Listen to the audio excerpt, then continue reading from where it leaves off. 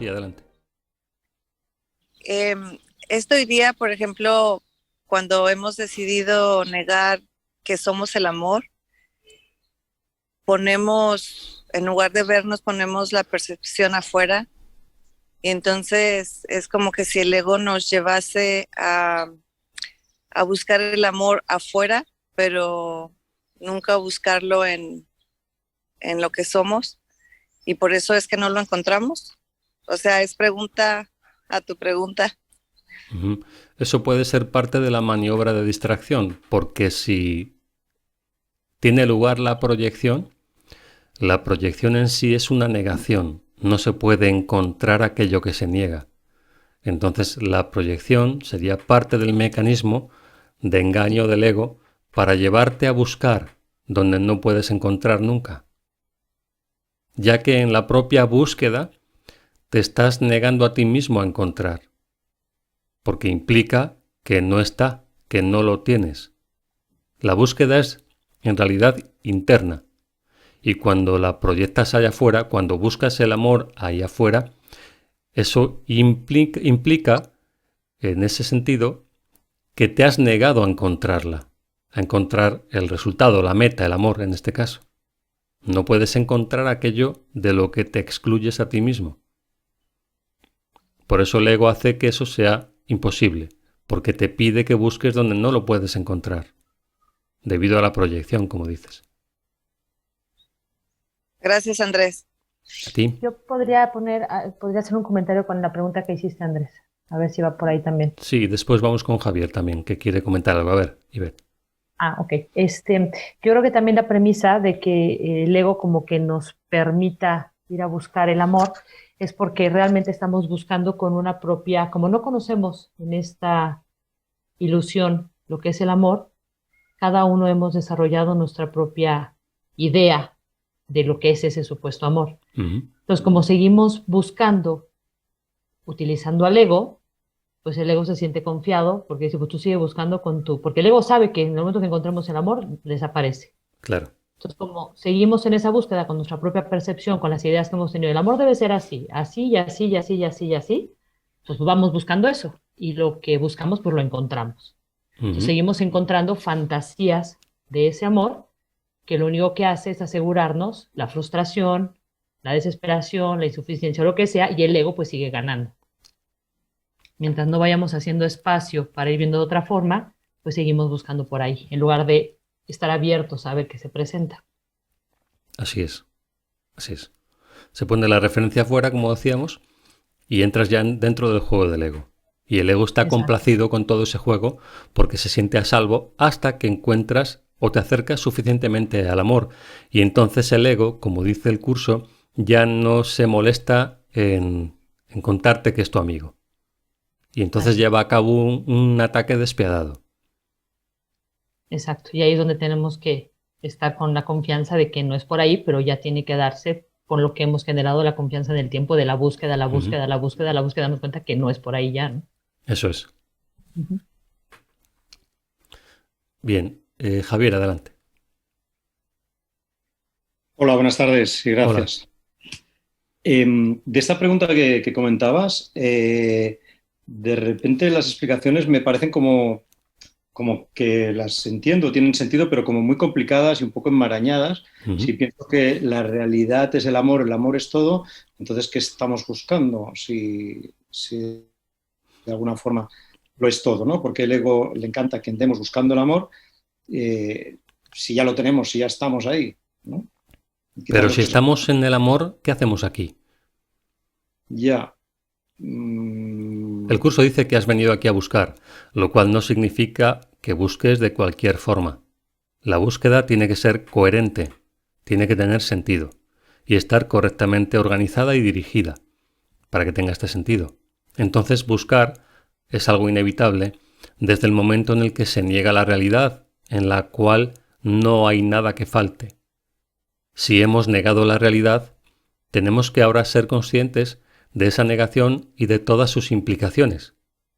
Decir que en realidad no hay nada que buscar está muy bien, pero no tiene ninguna aplicación práctica porque es como alguien que está dentro de un pozo diciendo que tampoco se está tan mal en el pozo y al final los que están fuera del pozo deben ser muy felices, pero es que tú estás dentro del pozo. Y si estás dentro del pozo, en algún momento tendrás que salir de él. En términos absolutos, claro, no hay pozo, no hay problema, pero en términos específicos, y la mente se ha vuelto específica desde que negó la realidad, ahora la mente tiene que ascender los peldaños por los que fue descendiendo. Y no sirve soñar con estar arriba, porque eso lo que hace es simplemente recurrir a las fantasías para no hacer lo concreto y lo específico que se requiere que se haga aquí. Porque si fuera como dices, el curso se reduciría a una frase. ¿No? Solo el amor es real. Sí. Y ya. Y con eso podríamos resolver todos los problemas. Lo que pasa es que el curso está dirigido a mentes que se sienten disociadas, fragmentadas, y entonces aporta herramientas muy específicas para que se pueda ir avanzando de nivel en nivel. Cuando se avanza por todos esos niveles, efectivamente se llega a esa conclusión. Pero pretender llegar a esa conclusión antes de haber recorrido todos los niveles es una forma de autoengaño habitual. Porque se recurre a conceptos que el curso afirma, por supuesto, pero que no dejan a la mente únicamente en ese tipo de afirmaciones, sino que se le provee de herramientas muy específicas para que eso se integre y no solamente para que se crea en ello. Porque cuando alguien realmente ha llegado ahí, primero, en retrospectiva, entiende cómo ha llegado a esa conclusión y por lo tanto es consciente de las dificultades que todavía aquellos que no han llegado pueden tener. Pero no se engaña con respecto a la situación. Precisamente por entender cómo ha llegado a esa conclusión, a la hora de comunicarse con otros es específica. Esa mente es específica porque tiene que dirigirse a aquellos que aún no están ahí. Si Jesús en el curso únicamente se limitara a hacer afirmaciones acerca de la realidad, seguramente sonaría todo muy bonito, pero no tendría ninguna utilidad práctica para el resto, porque solamente se podría fantasear. ¿De qué le sirve al que ha negado el amor que se le describa el amor si eso fuera posible? Estaría muy bien, pero si no se tiende un puente para que esa sea la experiencia de todos, entonces más bien lo que se haría en ese caso sería propiciar la separación, ya que se le estaría dando a los que todavía se encuentran dentro del pozo unas fantasías para no hacer un trabajo específico de salida de ese pozo, como decíamos antes. Aún entiendo que cada uno tenemos nuestra mente dentro del pozo, aún estando dentro del pozo, nuestra clarividencia, ¿no? Y nuestro sentir, ¿no? Hay dos partes en la mente, por eso hablamos de disociación. Una que le da realidad a toda esta percepción y otra que está en el conocimiento. Toda la ayuda llega de esa parte de la mente que está en el conocimiento, pero incluso esa parte de la mente es consciente de la situación en la que se ha metido la otra parte. Entonces, la enseñanza, como decía el curso en clases anteriores, de no ser porque el programa está perfectamente diseñado y la enseñanza es clara e inequívoca, qué difícil sería dar los siguientes pasos. Esa dificultad te la está señalando precisamente alguien que ha salido y ha trascendido esas dificultades. Pero eso no evita que tenga esa dificultad para aquellos que todavía creen en las fantasías. Entonces, tiene que ser la enseñanza, para que sea útil, tiene que ser realmente práctica. Y es importante comprender e ir integrando cada nivel de dificultad, porque debido precisamente a las emociones que produce la separación, la mente va a tender, y de hecho lo hace así, a fantasear como una forma de compensar esta situación que es de devastación para la mente en términos del curso.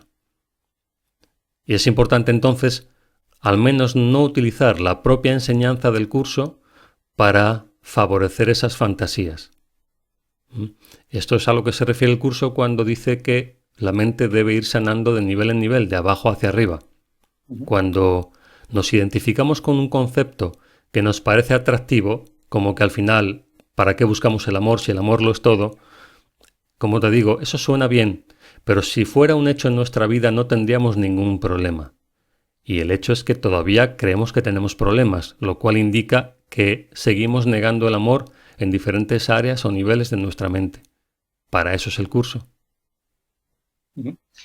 Sí, sí. Entiendo que la vida es la práctica donde podemos ir aplicando todos estos, todas las teorías, ¿no? Eso es. La enseñanza, así es. Genial. Perfecto. Gracias. Muy bien. A ti. Monse, por favor. Y relacionado con esto, aquí en este mundo de la percepción también se observa como un juego raro, un juego extraño de querer acercarte al amor, pero tener miedo del amor también.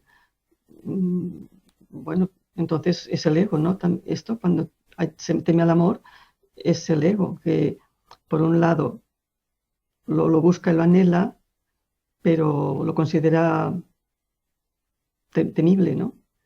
Por esto no acabamos de encontrar el amor. Claro, a ver, que el ego encuentre el amor es su propia destrucción. Por lo tanto, el ego no te puede inducir a que busques el amor, sino a que busques un sucedáneo del amor, o lo que él llama amor, pero que no lo es, para mantenerte en una vía muerta. Pero en este mundo todo lo que nos acercamos al amor es un sucedáneo siempre, no es el amor de verdad. Siempre será un sucedáneo. Y en ese sucedáneo también hay mucho miedo al amor, a ese amor del mundo, de la percepción. Claro, por eso el ego no es el guía adecuado para enseñarte el significado del amor, sino el Espíritu Santo, a través de la curación. Amar en este mundo se manifiesta a través de la curación. Los milagros son el mecanismo de la curación. Por lo tanto, lo único que te acerca al amor en este mundo es mantener tu mente receptiva a los milagros, es decir, al Espíritu Santo. Sí, bueno, yo me refería a... Sí, de acuerdo, pero a veces hay ejemplos en esta vida que hay personas que piden amor, pero que a la vez no quieren acercarse, ¿no? Son ejemplos muy claros, ¿no? Que eso sorprende, ¿no? Lo están pidiendo a gritos, pero a la vez se niegan de una forma rotunda y se ponen de espalda, de cara a la pared, negándolo, ¿no? Y es este juego que te decía que me sorprende mucho y me imagino que todos lo hacemos en algún momento o en muchos momentos. Lo que podemos aprender de estas personas que niegan el amor es acerca del mensaje que nos trasladan, que nos traen, para ver cuánto nosotros negamos el amor. Claro, y no para sentirnos diferentes a ellos, porque nadie está en nuestra experiencia que no tenga algún mensaje que traernos acerca de nosotros mismos. O como dice el curso, la voz de tu hermano es tu propia voz. Escúchale, porque te está indicando qué es lo que tú necesitas dar. Sí, nos habla de nuestro propio miedo al amor también, claro. Eso es. Clarísimo. Vale, nada más era esto. Muy bien. Bien, pues vamos a ver la respuesta que daba el curso a esta pregunta que hacía, que era ¿por qué el ego acepta gustosamente que te embarques en la búsqueda del amor? El ego está seguro de que el amor es peligroso, y esta es siempre su enseñanza principal. Nunca lo expresa de este modo. Al contrario, todo el que cree que el ego es la salvación parece estar profundamente inmerso en la búsqueda del amor. Lo vemos, ¿verdad? Todo el tiempo con el amor en la boca, pero sin encontrarlo jamás. Y cuanto más se habla del amor, normalmente se está más alejado de él. O como dice el dicho popular, dime de lo que presumes y te diré de lo que careces. El ego, sin embargo, aunque alienta con gran insistencia la búsqueda del amor, pone una condición: que no se encuentre. Sus dictados, por lo tanto, pueden resumirse simplemente de esta manera: busca, pero no halles. Esta es la única promesa que el ego te hace y la única que cumplirá, pues el ego persigue su objetivo con fanática insistencia y su juicio, aunque seriamente menoscabado, es completamente coherente.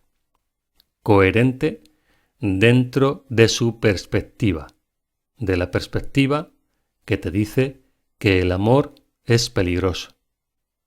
A partir de ahí, todo lo que lleve a cabo será coherente con esa premisa, pero no porque sea coherente con respecto a la realidad. Y esto nos lleva a la siguiente pregunta, que es: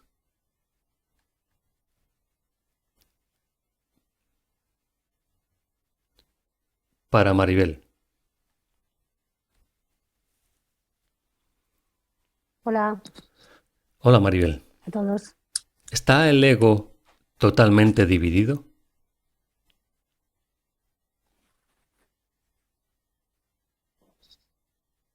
Diría que no, ¿Por qué lo dirías?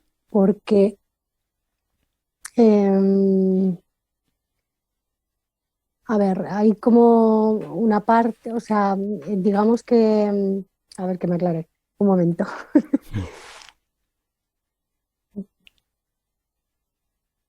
Totalmente dividido. ¿Qué significaría, plantátelo de esta manera, qué significaría un ego completamente dividido? Lo hemos hablado alguna vez, si recuerdas, que hay un límite, ¿no? Hay un límite para la Ah, enfermedad mental. sí, para la locura, Ujú. sí, sí, sí. Eh, es que estaba pensando ahora que sí que está fragmentado, un poco lo que comentabas antes con Rosa, ¿no? Sí. Que está dividido en parcelas, Ujú. pero mantiene una conexión con la parte del Espíritu Santo para que se pueda efectuar las correcciones. Mm, Sí, entiendo lo que dices, a ver, pero vamos a centrarnos, para que tenga sentido esto, lo que estamos viendo ahora, vamos a centrarnos no tanto en la conexión que pueda haber con la otra parte de la mente, el otro aspecto, sino con respecto a la propia división o fragmentación del ego, sin asociarlo a nada más. Entonces la pregunta es: ¿está el ego totalmente dividido? Más allá de las conexiones que pueda tener. pues no, no tiene que tener, no sé ahora muy bien cómo decirte. A ver si me puedes. Pero a ver, ¿qué intuyes? ¿Por qué crees que no?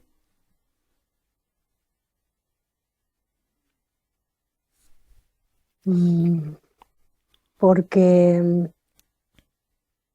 o sea, no es independiente, o sea, forma parte de la mente también, entonces Ujú. no puede estar totalmente separado de ella.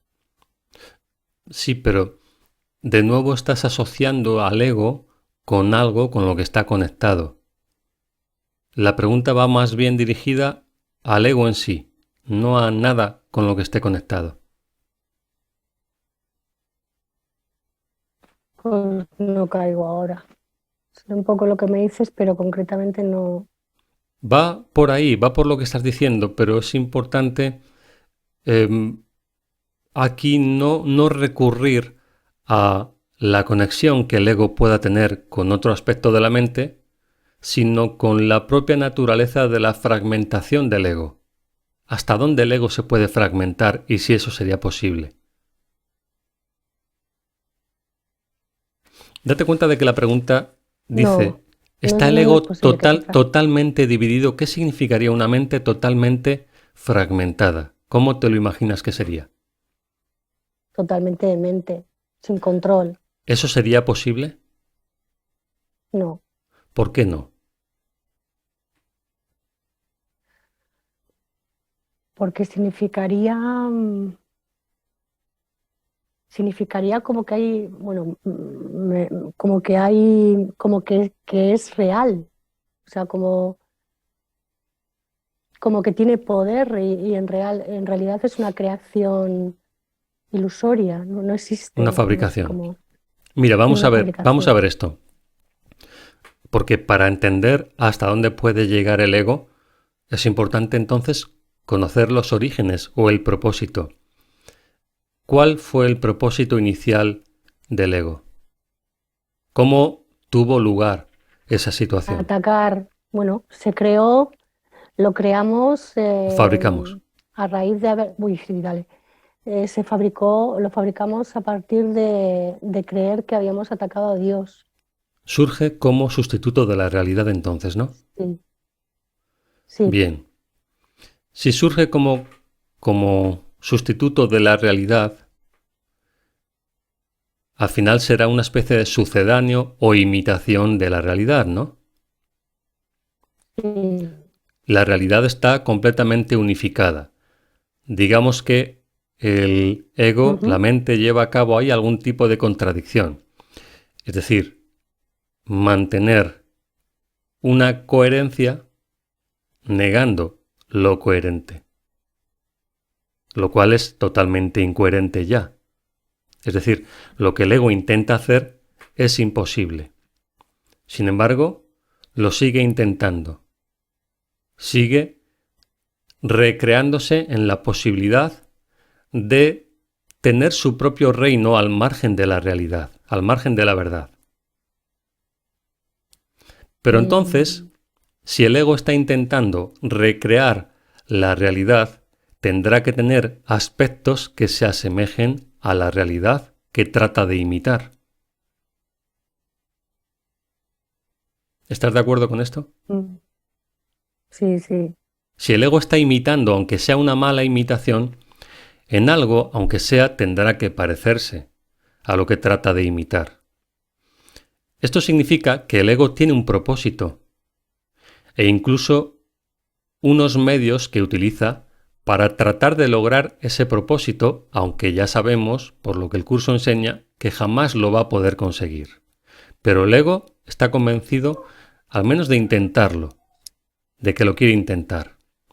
Si esto es así, si el ego tiene un propósito y utiliza unos medios, ¿qué lugar tendría dentro de todo esto una mente completamente dividida?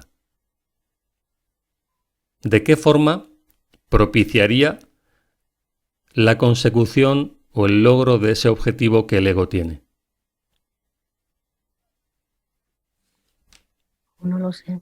Una mente dividida implica que todos los aspectos están en conflicto unos con otros. ¿Sería la forma en la que el ego podría lograr algo? Incluso un ejército de malvados, si eso existiera así, tendrían que ponerse mínimamente de acuerdo para lograr sus fines. ¿Estás de acuerdo? Sí, sí. Si fuera un ejército de dementes profundos, no podrían conseguir absolutamente nada. De hecho, ni siquiera podrían salir de donde estuvieran para intentar conquistar nada, porque incluso para conquistar algo tendrían que ponerse mínimamente de acuerdo. Entonces, se requiere un mínimo de orden para poder al menos intentar lograr lo que el ego pretende. Eso jamás se podría lograr con una mente completamente dividida. Sí, además ha recordado que, claro, la base es el conflicto. Estar siempre en conflicto. Sí, la base es el conflicto, pero el conflicto, aún el conflicto, está entre ideas que parecen tener algún sentido. Para que algo parezca tener sentido, tiene que ser mínimamente coherente. Así que el ego, incluso para mantener el conflicto, tiene que preservar cierto sentido de coherencia. ¿Por qué? ¿Por qué tiene que preservar ese sentido de coherencia? Porque si no, las ideas, aunque fueran ilusorias, que el ego plantea, no serían creíbles. Y si no fuesen creíbles, ¿quién iba a luchar por ellas? Y si nadie lucha por las ideas del ego, ¿cómo sería posible el conflicto? ¿Lo ves? Sí. Por esa razón, el ego no puede estar completamente dividido. Es como si dices, un gobierno puede ser absolutamente incoherente y contradictorio en todo lo que hace. Si fuera completamente contradictorio e incoherente, absolutamente, aunque nos estamos acercando bastante a ese punto, todavía no estamos ahí, pero si lo fuera, no habría nadie que lo apoyara. Entonces, incluso para hacer el mal, si se puede decir así, tiene que presentar ideas que parezcan tener sentido. Sí. ¿Vale? Esa es la razón por la que el ego no está completamente dividido. Vale, gracias, Andrés. Muy bien. A ti, Maribel. Vamos a ver lo que responde el curso a esta pregunta. ¿Está el ego totalmente dividido? La búsqueda es inevitable porque el ego es parte de tu mente y debido a su origen, él no está totalmente dividido. Pues de lo contrario, carecería por completo de credibilidad. Tu mente es la que cree en él y la que le otorga existencia.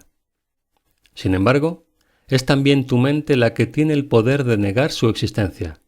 Y eso es sin duda lo que harás cuando te des cuenta exactamente de la clase de jornada en la que el ego te embarca. Esa sería la verdadera negación que hemos comentado antes. Vemos entonces, el ego no puede estar totalmente dividido, porque si estuviera totalmente dividido sería tan incoherente que no creerías en él. El ego tiene que aparentar ser cuerdo y tiene que mostrarte cosas que parezcan tener sentido para poder engañarte. Si tú vas por la calle y ves a alguien completamente demente, no le vas a hacer ningún caso. Pero si aparece un psicópata y te habla de una forma coherente, aparentemente razonable, te puede engañar. Aunque esté completamente loco, te puede engañar simplemente porque las formas te parecen convincentes. Bien, pues el ego es un psicópata al fin y al cabo. Entonces tiene que mantener una cierta apariencia de cordura.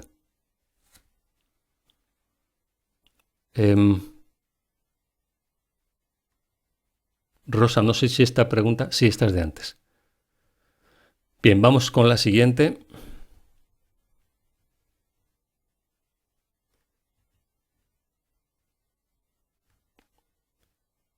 Que es para Nacho. Hola a todos. Hola, Nacho. ¿Por qué es tan importante el reconocimiento de la invulnerabilidad? ¿Por qué es tan importante? Sí, ¿cómo entiendes esta pregunta? Espera que piense un poquillo. Sí. Vamos a jugar Pues con los conceptos. Habla de la importancia de reconocer la invulnerabilidad. ¿Qué pasa si no se reconoce? Ponte en la situación y míralo desde tu perspectiva personal. ¿Es importante para ti? ¿No es importante? ¿En qué te beneficia? ¿En qué te perjudica ese reconocimiento? si reconozco mi invulnerabilidad, estoy reconociendo mi unidad, mi ser, porque la vulnerabilidad tiene que ver con el ego, con mi concepto del yo, con mi disociación de la realidad y con esa parte. Y cuando dice que por qué es tan importante, ¿con respecto a qué sería importante?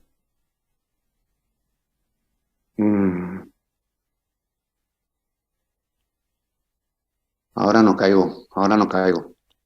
¿Qué pasaría si no reconocieras tu invulnerabilidad? Si no reconociera.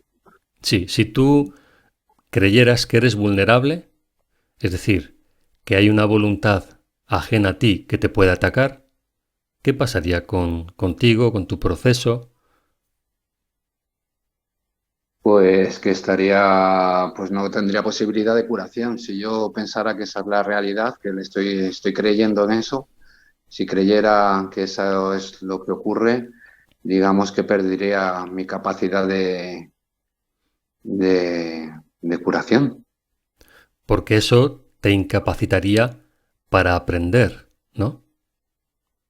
Sí, exactamente, sí. Claro, porque esto es importante entonces. A ver, si estamos en una situación en la que se requiere curación, la enfermedad mental tiene que ver con haber perdido de vista el significado de lo que ocurre y de cómo funcionan las cosas. Es decir, un pensamiento contradictorio te genera malestar. Mantenido en el tiempo esa contradicción, lo que hace es generar conflicto y fragmentación o disociación. La calidad de los pensamientos y la realidad o irrealidad de los pensamientos generan unificación o fragmentación de la mente y por lo tanto de la percepción. Esto se puede ejemplificar, como hemos comentado alguna vez, con el tipo de lente que pones ante tus ojos. El tipo de lente que pones ante tus ojos, en función de su distorsión, te va a hacer sentir de una forma o de otra. Si solamente pones pedazos de cristal deformados, entonces te vas a sentir mal, vas a sentir una incomodidad. ¿Por qué? Porque el ojo ha sido fabricado para ver y para ver bien. Cuando tú interfieres en la visión, eso genera un reconocimiento en forma de malestar. Entonces, los pensamientos que aceptamos en nuestra mente están propiciando bienestar o malestar. ¿Qué significa esto?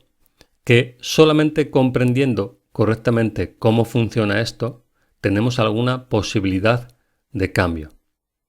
Si no se entiende cómo funciona esto, que los pensamientos son la causa de todo lo que ocurre, entonces desaparece cualquier esperanza de cambio. ¿Por qué? Porque si creemos que somos víctimas de lo que ocurre ahí afuera en el mundo, entonces aprender carece de sentido.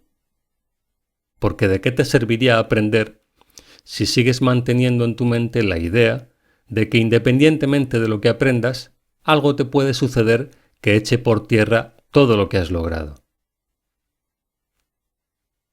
¿Ves? O sea, la idea de que aprendas lo que aprendas, hay todavía la creencia de que algo allá afuera puede afectarte, no hay aprendizaje que pueda lidiar con eso.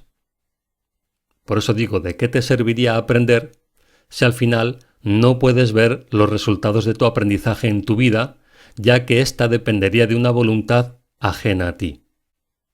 Aprender entonces sería una pérdida de tiempo, más nos valdría aprender a defendernos de esa amenaza que está ahí afuera en el mundo. Pero lo que dice el curso es otra cosa. Lo que el curso dice es que lo que ocurre en el mundo y por lo tanto en tu vida depende solo y exclusivamente de tus pensamientos. Si esto es así, entonces la idea de que eres vulnerable a una voluntad ajena a ti deja de tener sentido. A eso se refiere con el reconocimiento de la invulnerabilidad. Nada externo a ti puede afectarte. Solo tus propios pensamientos te pueden hacer daño. ¿Ves? Entiendo, sí. Este reconocimiento es el que te permite entonces aprender correctamente, porque le da un sentido al aprendizaje, ya que puedes ver la relación entre causa y efecto. Lo entiendo. ¿Vale? Muy bien, Nacho. Muy bien. Gracias. Gracias.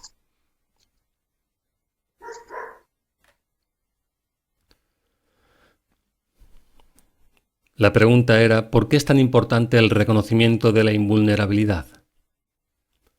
Solo el amor es fuerte, porque es indiviso. Los fuertes no atacan, pues no ven que haya necesidad de ello.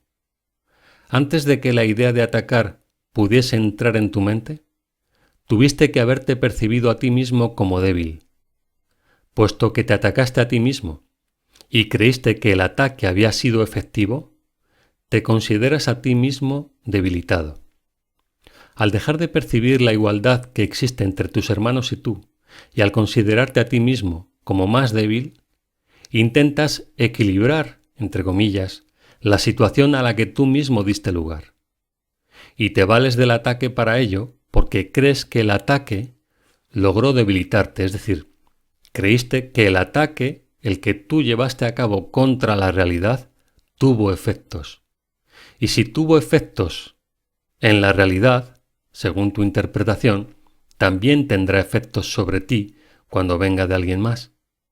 Así que parecerá justificado entonces defenderte o contraatacar con la finalidad de mantenerte intacto.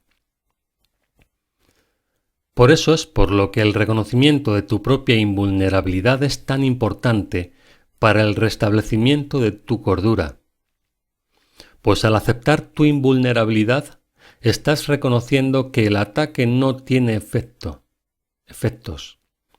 Aunque te has atacado a ti mismo, demuestras que en realidad no ocurrió nada, con lo cual, a la vez, desaparece completamente el sentimiento de culpa que siempre proviene de la creencia de que atacar tiene efectos.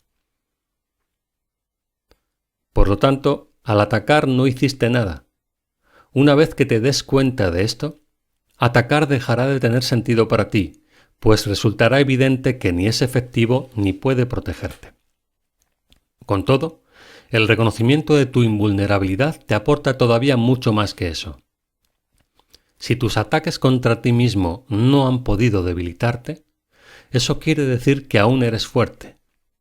Por lo tanto, no tienes que equilibrar, entre comillas de nuevo, la situación para demostrar tu fuerza. Esa es la importancia fundamental del reconocimiento de nuestra invulnerabilidad.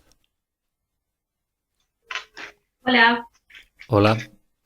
Silvina, ¿cuál es la situación de una mente separada con respecto al aprendizaje? Te repito la pregunta.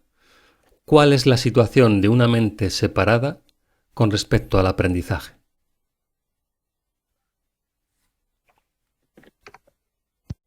¿Cuál es la condición? Perdón, La situación. La situación de una Sí. mente separada respecto al aprendizaje. Sí, eso es.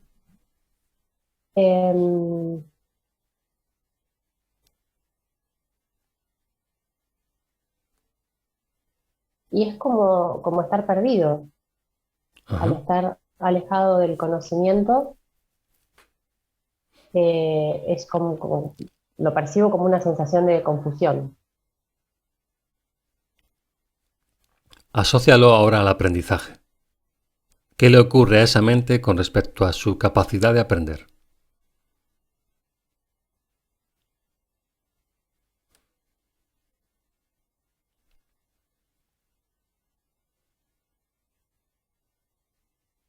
Y que el aprendizaje es como que está muy alejado, o sea, que tiene que haber un compromiso o una responsabilidad. Piensa en alguien que consideres que es mundano o superficial. Sí. ¿Qué posibilidades tendría esta persona de aprender correctamente?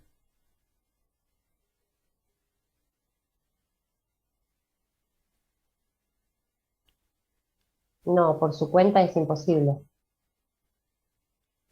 Y aunque O sea aunque se le ofreciera un aprendizaje congruente, ¿requeriría algo de él? Solamente su disposición. Ajá. Cosa que si no ocurre es completamente imposible, ¿no? Sí, sí, sí. La única manera es tener la disposición de ponerse en manos del espíritu para poder recibir ese aprendizaje, o sea, ese acceso al conocimiento. Ujú. Bien. Es importante mantener presente esta idea que estás planteando con respecto a nosotros mismos, porque esa persona probablemente seamos nosotros y estemos más perdidos de lo que nos contamos a nosotros mismos o nos gusta reconocer. Sin embargo, reconocemos también, en ese ejemplo del que estamos hablando, que solamente una buena disposición nos daría algún tipo de esperanza en cuanto a nuestra capacidad o posibilidad de aprender. Cuando una persona se encuentra en esa circunstancia, ¿cómo tendría que ser el aprendizaje para que tuviera sentido para ella? Con su capacidad de aprender deteriorada.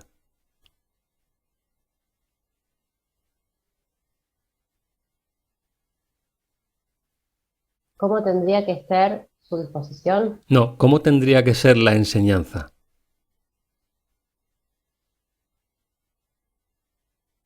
Y tendría que ser como muy, muy gradual. O sea, porque al entender que la mente va por niveles, es ir respetando nivel por nivel a la que la mente, o sea, porque el Espíritu Santo solamente va a actuar de acuerdo a ese nivel de percepción que tengamos. Entonces, lo veo como algo muy progresivo, muy, no sé si decirlo lento, porque, Sí. pero sí gradual. Ujú.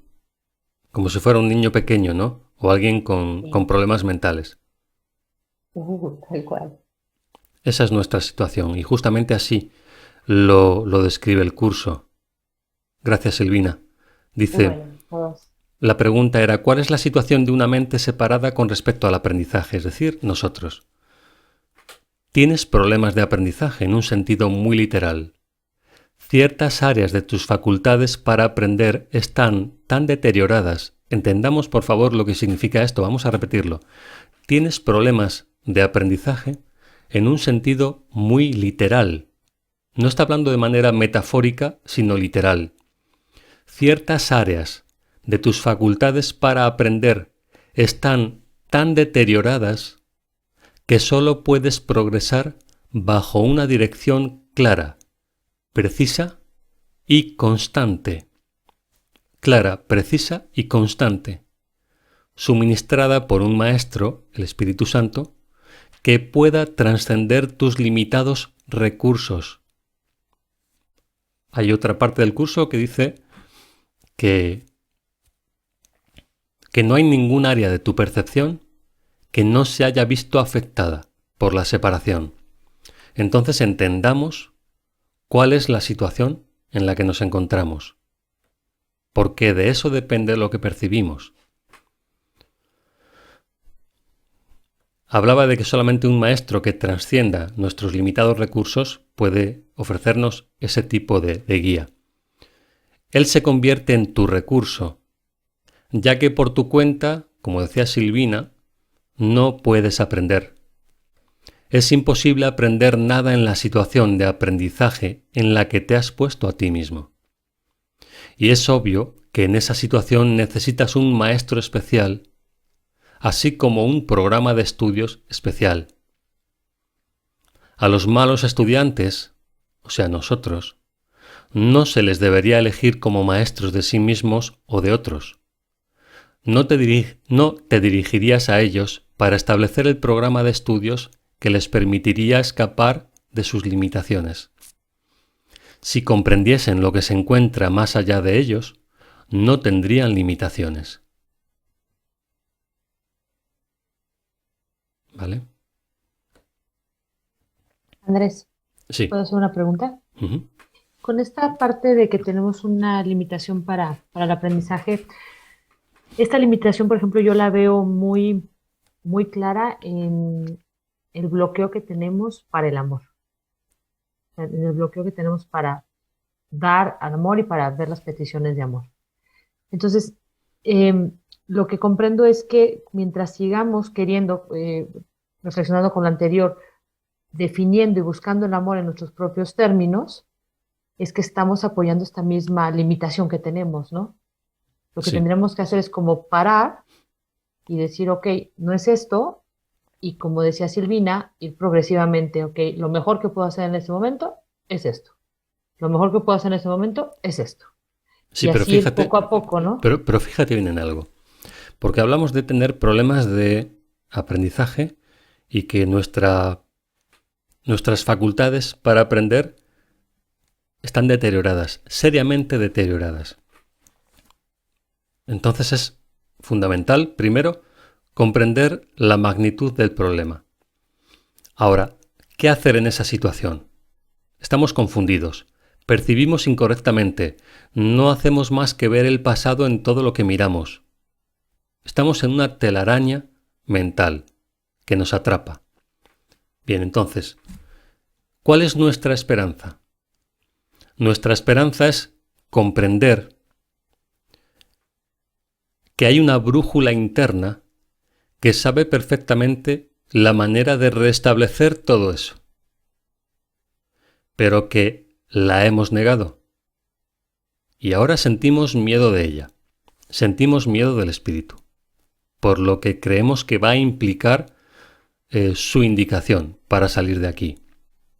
Sin embargo, es la única posibilidad de escapar, de trascender esta fantasía. Hace falta entonces ir avanzando progresivamente mediante el reconocimiento emocional de esta referencia en nosotros, la forma en la que este aspecto de nuestra mente se comunica con nosotros es mediante sensaciones. Pero para que esas sensaciones tengan sentido para nosotros, tenemos que tener por lo menos algunas cosas mínimamente claras, para que esa emoción que proviene de la mente del espíritu pueda contrastarse y ser de referencia de alguna manera. Es decir, que si hay absoluto caos interno, difícilmente se va a poder estar receptivo a las emociones que provienen del Espíritu Santo a modo de indicación. Cuanto más enmarañada, más sucia está la pizarra, menos se pueden ver las señales que el Espíritu Santo escribe ahí, en esa pizarra. Por eso hace falta estar alerta y depurar primero algunos niveles básicos. Si no depuramos esos niveles básicos, no vamos a poder estar receptivos a las indicaciones del Espíritu Santo en nosotros. Por eso dice el curso que todo el mundo tiene derecho a los milagros, pero primero es necesaria una purificación. Esta purificación consiste en vamos a limpiar la pizarra un poco, por lo menos lo suficiente, como para que cuando aparezcan los signos que provienen del espíritu y que podemos reconocer a nivel emocional, los podamos identificar. Porque si todo está emborronado, no vamos a ver nada nuevo ahí. Lo vamos a confundir todo. A partir de que se limpia esa pizarra, los signos empiezan a aparecer en ella y ahora los podemos reconocer.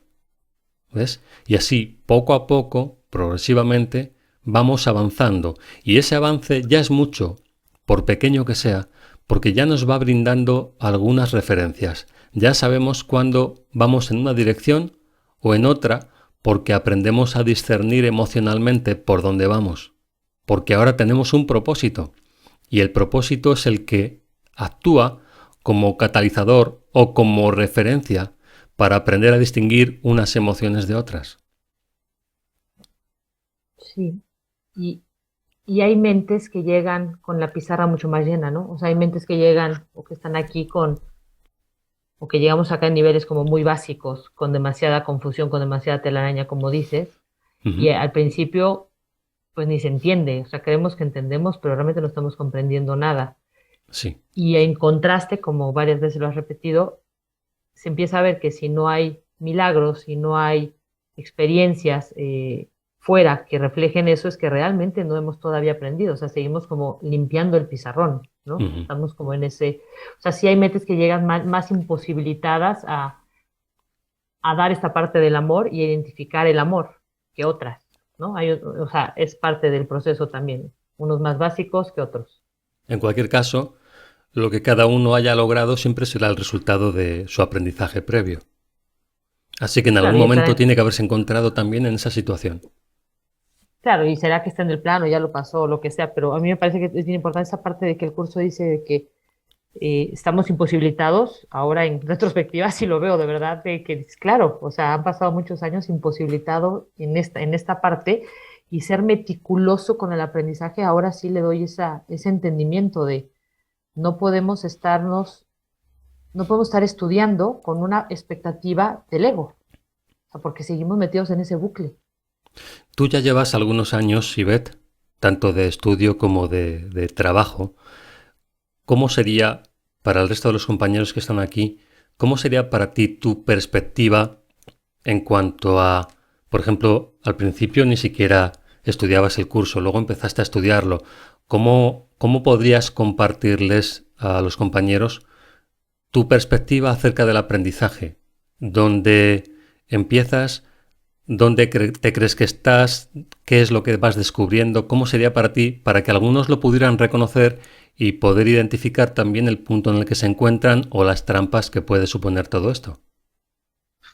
Bueno, yo ahora en retrospectiva lo que veo es que independientemente del personaje que cada uno tenemos, y en el nivel en el que yo entré en un nivel muy básico, en un nivel de inconsciencia muy, muy, muy grande, y que utilicé el curso para seguir reafirmando mi propio personaje. Y creo que varios entramos al curso en algún momento tratando de reafirmar el mismo personaje. Entonces es sin inconsciencia, usar el curso para seguir reafirmando.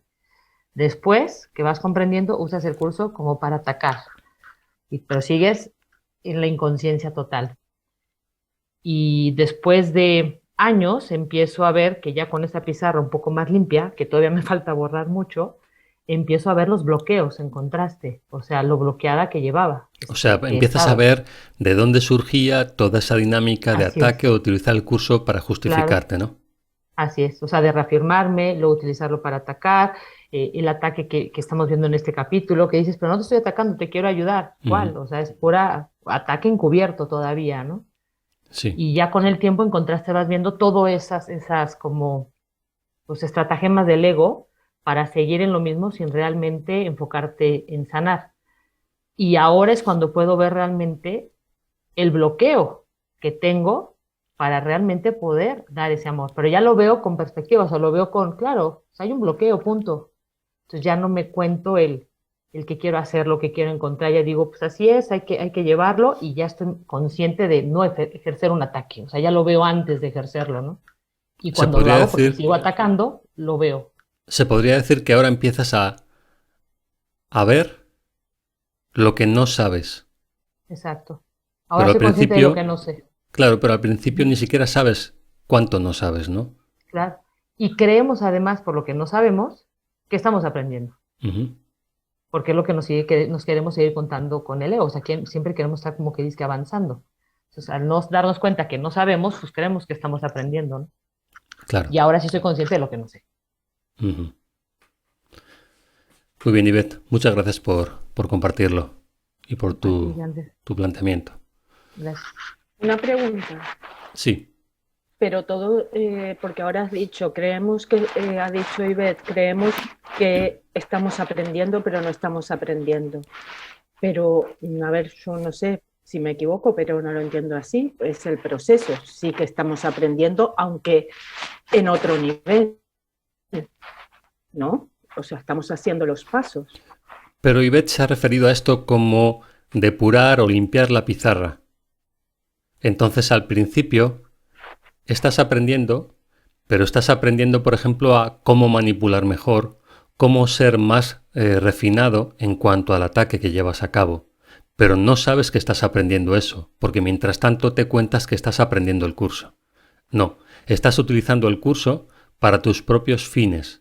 Y con el tiempo te das cuenta de esto. Y es cuando reconoces entonces que no estabas aprendiendo lo que el curso enseña, sino cómo ser más efectivo en cuanto a atacar a otros, que no es lo que el curso enseña. Eso lo entiendo y lo identifico en mí también. Se oye un poco de ruido, Patricia, en el micrófono. A ver, ¿ahora mejor? Sí, mucho mejor. Digo que eso lo entiendo y también lo identifico en mí, pero ¿no es eso también el proceso del aprendizaje? Claro. ¿O se puede pasar directamente a aprender lo verdadero, por decirlo de alguna forma? Eso ya depende, como comentaba Ivette, de la turbiedad que tengas en tu pizarra. Muchos estudiantes se quedan en la fase inicial de perfeccionamiento de las técnicas de ataque. No llegan a pasar, por lo menos en esta experiencia, a aprender lo que el curso enseña. Vale. Eso ya depende de cada uno. Eso lo entiendo, pero en definitiva, todo ese proceso también es un aprendizaje, que puedes Sí. quedarte ahí o puedes seguir al verdadero Ujú. aprendizaje. Sí. Vale. Sí, a la larga Vale, todo el vale. mundo acaba aprendiendo, así es. Pero puede pasar mucho más tiempo. Y Ujú. la finalidad del verdadero aprendizaje es ahorrarte tiempo. Vale. Vale. Ujú. Gracias. Muy bien.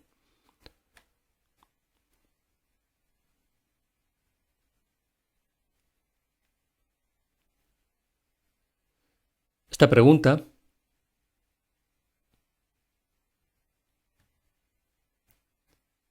es para Glenda.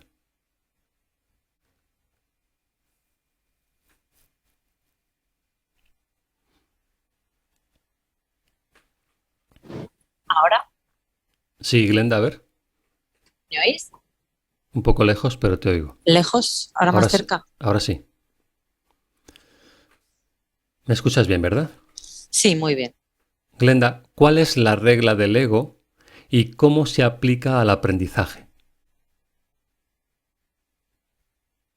La regla del ego yo diría que es, aunque ya ha salido, busca pero no halles. Sí. Y ahora, ¿cómo se aplica al aprendizaje esta regla del ego?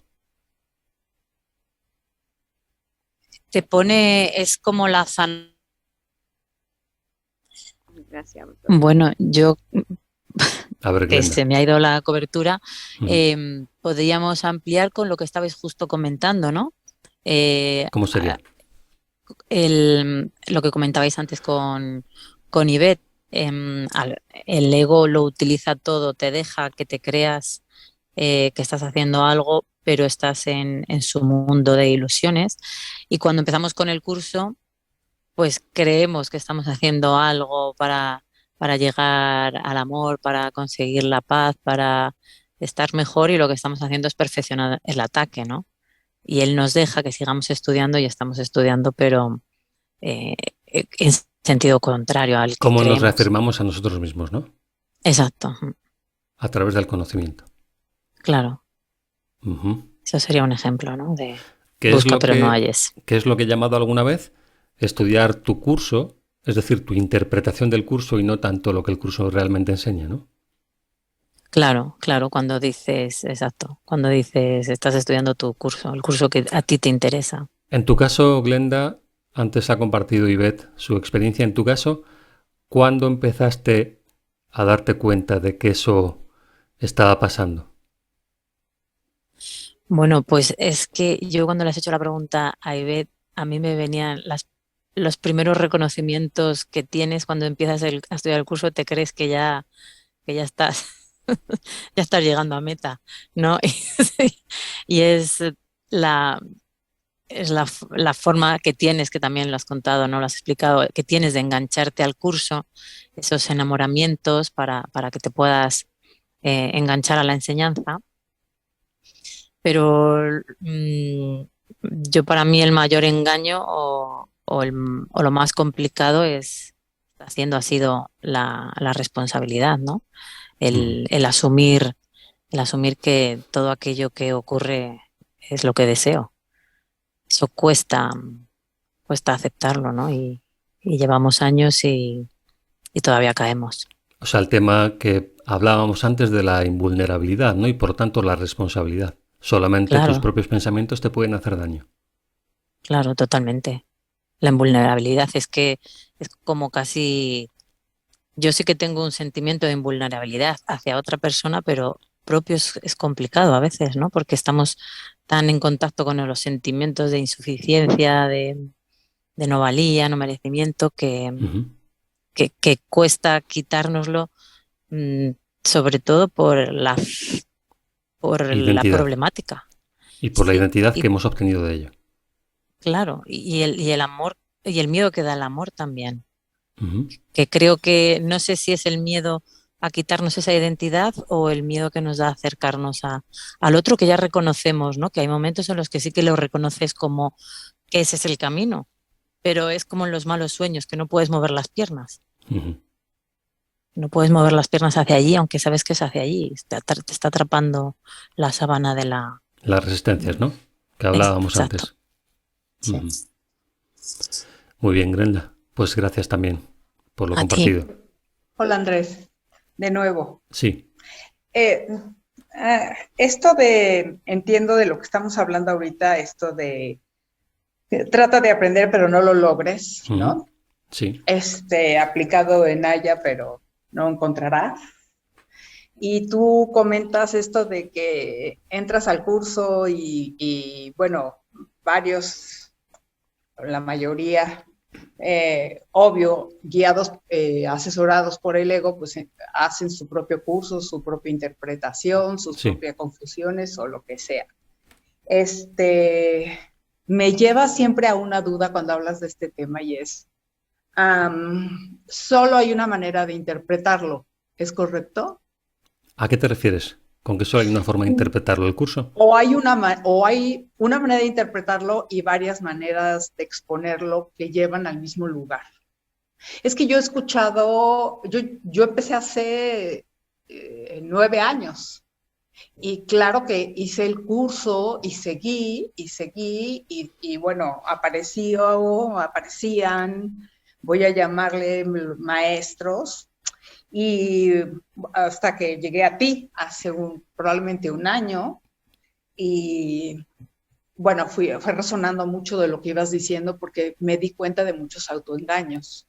Pero sin embargo, vuelvo a escucharlos después de escucharte a ti, a unos cuantos que realmente reconocí como,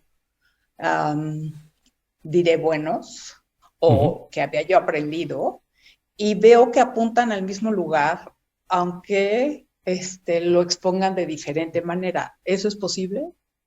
Sí, claro que sí. Eso es, ok. Sí, cuando estoy hablando de que hay autoengaño con respecto al curso, hablo como una tónica general y de hecho el curso lo está describiendo así. La regla del ego es que no encuentres lo que buscas. Por eso decimos siempre, puesto que esto ocurre así, te lo enseñe quien te lo enseñe o aunque lo leas tú directamente del libro. Es decir, cualquier tipo de relación que tengas con el aprendizaje va a ir siempre impregnada de esta resistencia a aprender. Lo hemos comentado antes. El ego no puede permitirse que tú aprendas porque te liberarías. Entonces esto adquiere diferentes formas. Ahora, es fundamental contar con esto, puesto que te va a acompañar un buen tramo del aprendizaje. No tiene sentido, en este caso, los que nos dedicamos a esto, no hacer alusión a este hecho que se da invariablemente en diferentes grados. Porque entonces es como no ofrecer las herramientas para que la propia persona pueda liberarse de ello. Y entonces se caería en el engaño. Se caería todo el tiempo en este engaño porque esa es la tendencia del ego. Así que quien lo ha vivido y lo sabe, como mínimo lo que debe hacer es advertir sobre esto porque está ocurriendo todo el tiempo. Ok. No, sí puedo ver lo que dices y sí lo he podido ver en otros lugares. Claro. Y en mí misma, claro. Ok. Gracias, Andrés. A ti. Hacíamos la pregunta, ¿cuál es la regla del ego y cómo se aplica al aprendizaje? He dicho que la regla del ego es busca pero no halles. Traducido al lenguaje del programa de estudios, o sea del curso, eso significa trata de aprender, pero no lo logres. El resultado de este objetivo de aprendizaje es obvio. Hará que se interprete erróneamente todo recurso de aprendizaje legítimo, como el curso, toda instrucción real y toda dirección sensata, ya que el propósito de estos es facilitar el aprendizaje al que se opone ese absurdo programa de estudios. Si estás tratando de aprender cómo no aprender, y el objetivo de lo que enseñas es la autoderrota, ¿qué puedes esperar sino confusión? Por eso muchos se plantean después de años intentando aprender el curso, ¿por qué no obtengo resultados? ¿Por qué las cosas se repiten una y otra vez de diferente forma en mi vida? Un programa así no tiene sentido. Este intento de aprender, entre comillas, ha debilitado tanto a tu mente que no puedes amar, ya que el programa que has escogido es contrario al amor y no es más que un curso en cómo atacarte a ti mismo. Un objetivo suplementario de ese programa es no aprender cómo superar la división que da credibilidad a su objetivo principal. Fijémonos en lo retorcido y hábil que es el ego para lograr su propósito. Es decir, te enseña cómo no aprender el curso. Y después te engaña para que no te des cuenta de que eso es justo lo que estás haciendo. ¿Cómo puedes salir de este engaño? Es complicado, ¿verdad? No estás aprendiendo el curso y no sabes que no estás aprendiendo el curso. Mientras tanto, en tus fantasías estás aprendiendo el curso y no hay nada que sospechar. Voy a repetirlo. Este intento de aprender ha debilitado tanto a tu mente que no puedes amar, ya que el programa que has escogido es contrario al amor y no es más que un curso en cómo atacarte a ti mismo. Un objetivo suplementario de ese programa es no aprender cómo superar la división que da credibilidad a su objetivo principal. Y no te será posible superar esa división siguiendo dicho programa, ya que todo lo que aprendas será a su favor. Mas tu mente se pronuncia en contra de tu mente. Y así te opones a todo aprendizaje y lo consigues, pues eso es lo que quieres. Pero puede que todavía no te hayas dado cuenta de que hay algo que sí quieres aprender, y de que lo puedes aprender porque eso es lo que has decidido hacer. Tú que has intentado aprender lo que no deseas, debes animarte, pues aunque el programa de estudios que tú estableciste es en verdad deprimente, si lo examinas con detenimiento es simplemente ridículo. ¿Cómo iba a ser posible que la manera de alcanzar un objetivo fuese no alcanzándolo? Renuncia ahora a ser tu propio maestro. Esta renuncia no te conducirá a la depresión. Es simplemente el resultado de haber evaluado correctamente lo que te has enseñado a ti mismo y los resultados que se han derivado de ello. Bajo las condiciones de aprendizaje adecuadas, que tú no puedes proveer ni comprender, sino que te son dadas, llegarás a convertirte en un alumno y maestro excelente. Pero aún no lo eres, ni lo serás hasta que la situación de aprendizaje tal como la urdiste se invierta. Y esto es posible que ocurra, como hemos escuchado a las compañeras que lo han compartido, después de años de pretendido estudio. Por lo tanto, es importante estar muy alerta a todo esto. Tu potencial para aprender debidamente entendido es ilimitado porque te conducirá hasta Dios. Puedes enseñar el camino que conduce a Dios y aprenderlo si sigues al maestro que conoce el camino que conduce a Él y que sabe cómo se aprende su programa de estudios. El programa está desprovisto de toda ambigüedad porque su objetivo no está dividido y los medios y el fin están en completo acuerdo. Lo único que necesitas hacer es ofrecerle tu atención indivisa. Todo lo demás se te proveerá, pues la verdad es que quieres aprender debidamente y nada puede oponerse a la decisión del Hijo de Dios. Lo que Él puede aprender es tan ilimitado como Él mismo. Bien, pues con estas aclaraciones y estas advertencias acerca de los posibles autoengaños terminamos el capítulo 12, con lo cual el próximo día, la próxima clase, vamos a empezar el estudio del capítulo 13 del mundo inocente. Estudiaremos la introducción, el subcapítulo 1, inocencia e invulnerabilidad, y el subcapítulo 2, el inocente Hijo de Dios. ¿De acuerdo? Introducción, subcapítulos 1 y 2. Nos vemos el próximo jueves. Que estéis muy bien. Un abrazo a todos. Chao.